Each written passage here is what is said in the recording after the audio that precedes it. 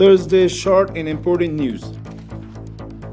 3,000 acres of usurped land were recovered. Ministry of Justice says Land Grabbing Prevention Commission has registered 3,000 acres of usurped land as governmental land in Kunduz province.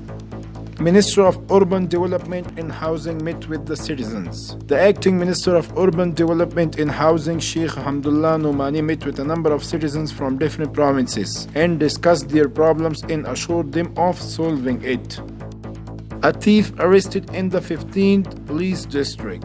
Kabul Police Headquarters says officials of the 15th Police District arrested a thief with 1,50,000 Afghanis. More than 400 soldiers graduated from the East Zone Police Training Center. 460 police soldiers graduated from Nangarhar Eastern Zone Police Training Center after a course of intellectual and military training.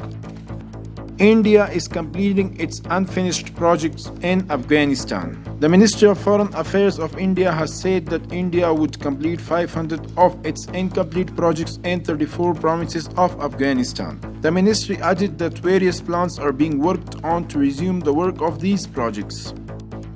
First Deputy visited the construction work of Kandahar-Uruzgan Road. The Deputy Prime Minister for Economic Affairs, Mullah Abdul Ghani Biradar Akhund, visited the construction work of the Kandahar-Uruzgan Road on December 28. The construction of the road from Kandahar to Uruzgan began around a month ago. Outdated food and non-food stuff were collected and disposed of. 9 tons of outdated food and non-food stuff were collected and burned from the shops of Surubi, Barmal, and Shikhin district of this province, say local officials of industry and commerce of the province.